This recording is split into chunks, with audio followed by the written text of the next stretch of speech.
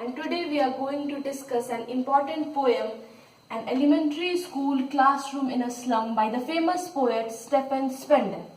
As we all know, Stephen Spender has always taken keen interest in the political and social problems of his time. As a social reformer, he always questioned the value of education and the morals and ethics of individuals. Similar is the case with this poem. In this poem, he has highlighted two themes: social injustice and class inequality. He has shown two groups of people on the either ends. There is a group of people, the people of the slum, the people who don't even get the basic necessities of life, proper food, clothing and shelter. And on the other hand, there is a group of people, the rich people, who enjoy each and every luxuries of the world of life. That means, in short, we can say that there are two groups of people that live in this world, the rich and the poor. And there is a very wide gap between the two, and that gap is increasing day by day. On this short note, we will continue the poem. First of all, we will describe the poem line by line, and then after each stanza, I will give you the difficult meanings of that stanza. And after the whole poem is completed, I will give you a short note on the figures of speech that has been used in the entire poem. Okay, thank you. Stanza 1. Far, far from gusty waves, these children's faces, like rootless weeds, the hair torn round their pallor. Now, first of all, I'll tell you that far, far from, FF has been used, and therefore alliteration has been used in the first line itself. Now, gusty waves, the children of the slum are very, very far away from the gusty waves. That is, they are very, very far away from the nature, from the beauty of the nature. They are far away from the waves, from the gusty waves, and the fresh and free breeze of liberty. And again, later on, the children's faces has been compared to a rootless weeds. Like has been used, therefore, in this line, simile has been used. By rootless weeds. What is weeds? Weeds are the unwanted plants. Weeds are the unwanted plants which grow on their own without being cared for, and they are totally neglected. Similar is the case with these children. As the weeds are not wanted in the garden, similarly these children are not wanted in a society. Again, rootless word has been used. Rootless signifies in some sense lifelessness. Similarly, the faces of these slum children look very lifeless, and it has grown pale. Pallor means pale. Pale. And the hair of these children are not combed properly. They are scattered all round their faces. Third line. The tall girl with her weighed down head. Now there arises a question, why is the head of the tall girl weighed down? The answer is that maybe the girl has been very, very exhausted physically and mentally. Physically due to malnutrition, and mentally due to poverty, embarrassment and depression. Okay. The paper-seeming boy with rat's eyes. The paper-seeming boy means the boy is so much malnutrition. He is so thin that he is seeming as thin as a paper, and his eyes has been compared to that of a rat, an eye that continuously searches for food and security. Again, the paper-seeming boy. This is an example of metaphor. Rat size is also an example of metaphor.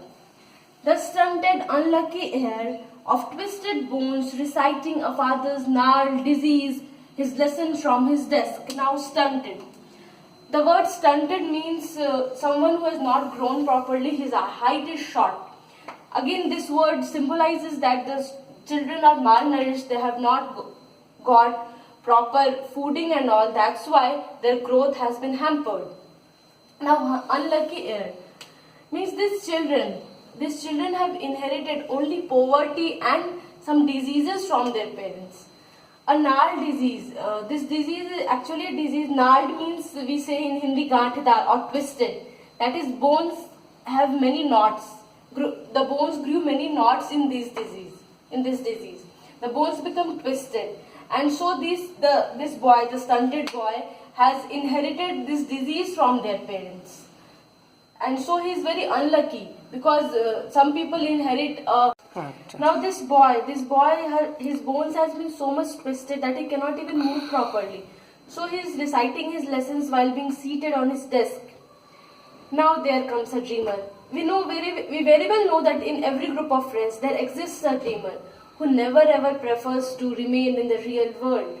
Similar is the case with this poem. There is a guy among these slum children who lives in a world of dream. This young, sweet and unnoted boy. Now, at back of this dim class, one unnoted, sweet and young, his eyes live in a dream of squirrel's game in 3 rooms other than this.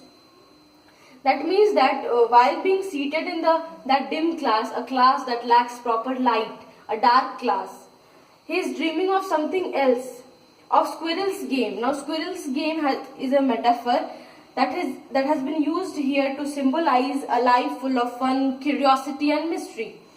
This young guy who is also sweet, he lives in a dream. He dreams of a world which is very, very nice, a world very good to him, that is full of excitement. Similar to that of a squirrel's game, a squirrel who runs hither and thither and hides in the holes in the tree, like that only. I hope this stanza has been completed and I hope you get to have a better understanding of it. Now we will continue stanza 2. Stanza, we have discussed that each and every epithet, each and every adjective that has been used for the slum children signified that they were malnourished, they did not get proper fooding. Now this is stanza 2 in which we start here. On sour cream walls, donations. Now, the walls of the classroom. Here walls means the walls of the classroom that are not clean, that are very dirty, that has not been perhaps painted for a long time. They are creamish. And they might have once been painted when someone might have given donations and all. Now there are only some figures of some things that some people have donated. Shakespeare's head and a scenery that shows the morning as cloudless, a very bright sky, cloudless sky. And there is also a picture that shows civilized dome riding all cities, means a city that shows a civilized city that has various concrete structures, various developed buildings and all. And there is also a scenery of a Tyrolese valley that shows beautiful flowers. And there is also a map hung over the wall. Now first of all, there are also some names of the people who have donated these things. Now first of all these things, sky, or a city that is full of big buildings and all, or they have even not enjoyed the natural scenes, the natural valley that is so beautiful, full of flowers. An open-handed map. This epithet open-handed can be interpreted in various ways. First of all, open-handed. Open-handed represents a random, infinite thing. That is, the map doesn't symbolize one thing or something in particular. Rather, it is a map of the whole world. And on the other hand, we can also say open-handed people. Open-handed people means generous people. Similarly, the map of the world, this map shows the world as it is. The world with all its natural sceneries, with all its highly decorated things that it contains. Now we move on to the next stanza, next line. Awarding the world its world, and yet for these children, these windows, not this map, their world. Awarding the world its world means this open-handed map, this map shows the world as it is.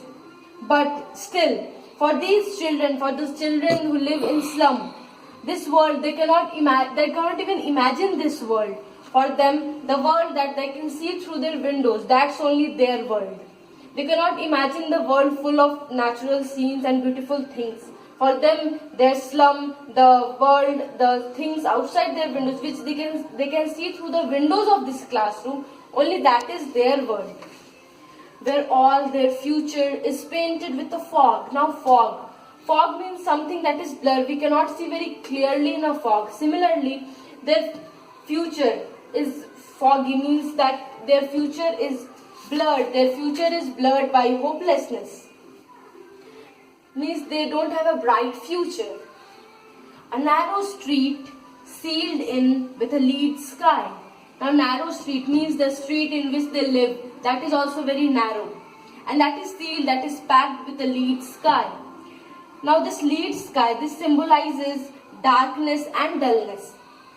And the sky, the atmosphere where these slum children, where these slum people live, is very dark, dull and polluted. So this lead sky here shows that there is no hope for the children of the slum. Far, far from rivers, caves and stars of worlds. Now these people, the children of the slum, are very, very far away from nature. Even they can't enjoy the nature, the freshness of being on the side of rivers, caves or stars. Enjoying means here the stars of words, rivers, caves and stars of words. This means that the slum children don't even know what these words mean. They might have heard it, they might have memorized the meaning of these words, but they cannot feel. Means once you hear that this is a river, river means Nadi.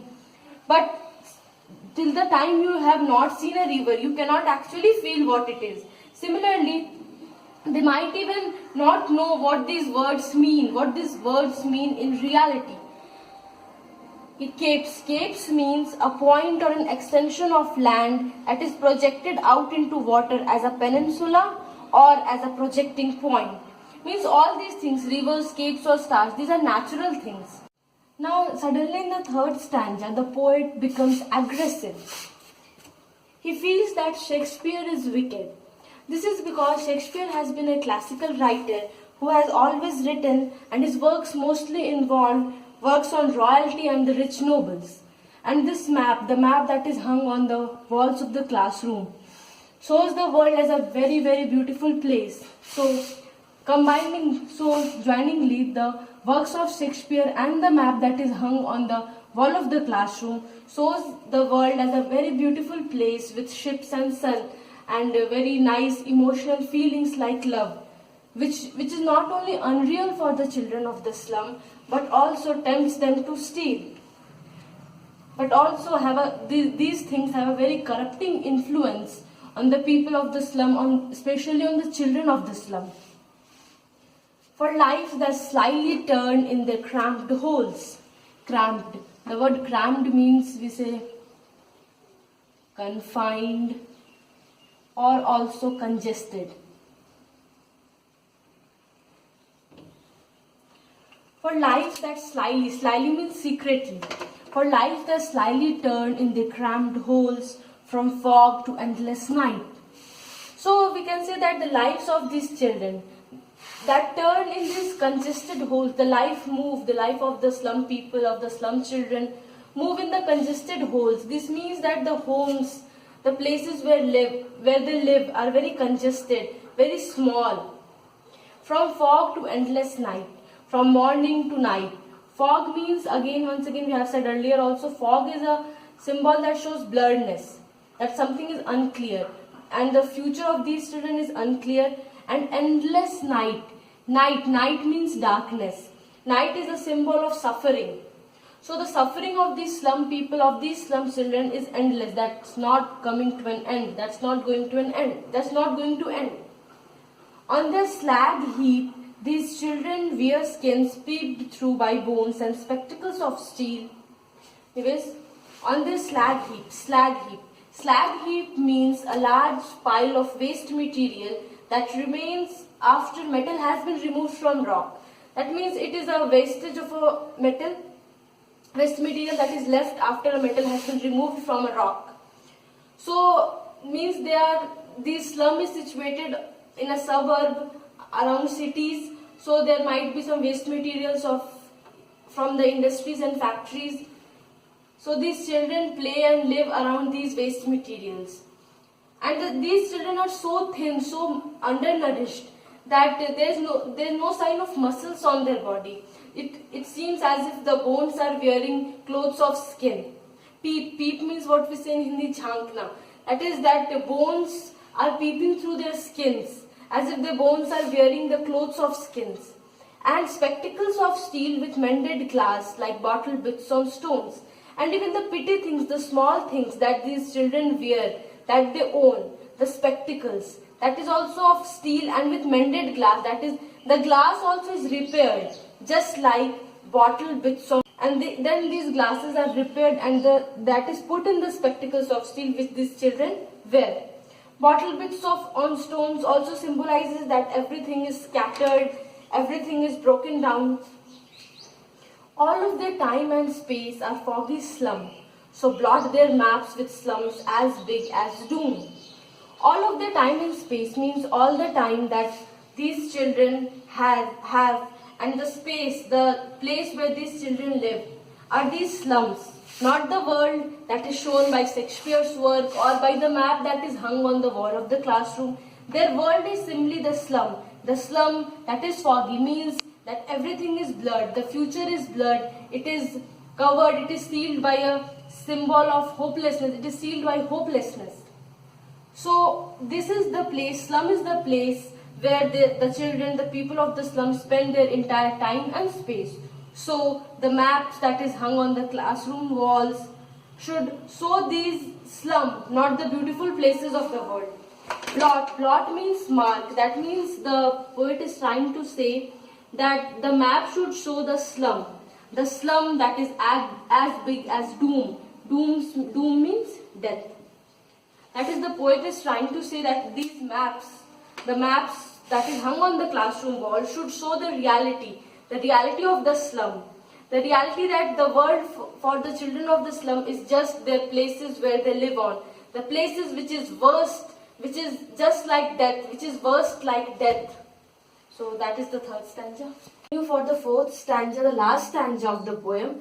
In this stanza, the poet shows certain hope. There is hope for the slum children. He appeals those in power, the governor, the inspector, or some kind-hearted visitor who gives some money as donations for the construction of a better classroom, of a better school, where with the help of the governor and the inspector, the teaching can be improved. Now, unless governor, inspector, visitor, this map becomes their window, and these windows that shut upon their lives like catacombs. Now, if these people cooperate, then this map, the map which shows the real world with all the beautiful things, this world can become their window, that is the window of the slum children, that is, this world can become their real world also. And these windows that shut upon their lives means the narrow streets, the congested homes of the slums in which these slum children dwell. They can break these things and they can break free and move to a new life, to a real life, the beautiful world. Here the word like catacombs means the slum, the place in which these children live, that is compared to a catacomb. Catacomb means cemeteries. Cemeteries in which the dead bodies are buried, that is catacombs. These are very congested places, these slum are very congested places, therefore it is compared to a catacomb. Break, oh break open till they break the town and show the children to grow to green fields and make their world. Now break, oh break open till they break the town means the poet appeals that these children, that there will come a day when these children will be able to break the chains of the slum. They will be able to break their deprivations. They will be able to come above their deprivations, and they would be able to create their life, their own life. The poet hopes that one day these children will break free from the chains of the slum. They will rise above all deprivations and create a beautiful world for them. And he then appeals that the children has a right to free nature, to free fields. They must be shown the green fields. That is, green is also a symbol, a color that symbolizes hope. Therefore, the children must also have a bright future. They must also hope something good and make their world. The children have a right to make their world a world that in which they can run on golden sands and let their tongues run naked into books, the white and the green leaves open. And in this line, the poet tries to say that they should not only learn from books, means not only the knowledge of the books, but also they should learn from nature, from green leaves, and again white. White is a color that symbolizes freedom, liberty. Similarly, these children also has a right to be free. Further, Poet Stephen Spender ends the poem on a positive note as he expresses his belief that people who outshine others, who glow like the sun, who break free from the constraints of a restricted life, who break free from the constraints means the obstructions of their restricted life are the ones who create history. Therefore, history, theirs whose language is the sun, means those people who shine like the sun, those people who outshine others are the ones who create history. So if the children of the slum are given an opportunity, they can also create history. So with this hope, the poet ends the poem. Thank you. Now here we go for the literary devices, images and symbols. First of all, we will give out the images and symbols. So gusty waves in the first stanza, I guess, rootless weeds in the first stanza, paper swimming boy, twisted bones. I hope these are all in the first stanza. Then second stanza, sour cream, milks, open-handed map, Tyrolese Valley. Then the third stanza, ships and sun, cramped holes, bottle bits on stones, and on the fourth stanza, gold sands. These are the examples of images and symbols that has been used in the poem. Now for the second figure of speech, there is alliteration, far, far from, surely Shakespeare, and bottle bits. Of course, we all know that alliteration is the figure of speech in which the first letter repeats itself. Then similes. In similes, there is a comparison made by the use of like, as, like rootless weeds, like bits on stones, slums as big as doom, and like catacombs. These are examples of similes used in the poem. Then last we come to metaphors. Rat's eyes, squirrel's game, tree room, open-handed map, futures painted with the fog, leads, caviar skin, peeped through by bones, and spectacles of steel. These are all examples of metaphors that has been used in the poem. Metaphors are the figure of speech in which there is a direct comparison between two quite different things. For example, I can explain that rat's eyes. Actually, rat's eyes and the eyes of a young boy, they are very different things, but here it is used to make a comparison for this, because these eyes also search for security and food, and the eyes of a rat also search for the same. That's why they have been compared. Thank you. I hope you had a better understanding of the poem. For further inquiries and feedbacks, you may email me at swanshikha28@gmail.com. Thank you.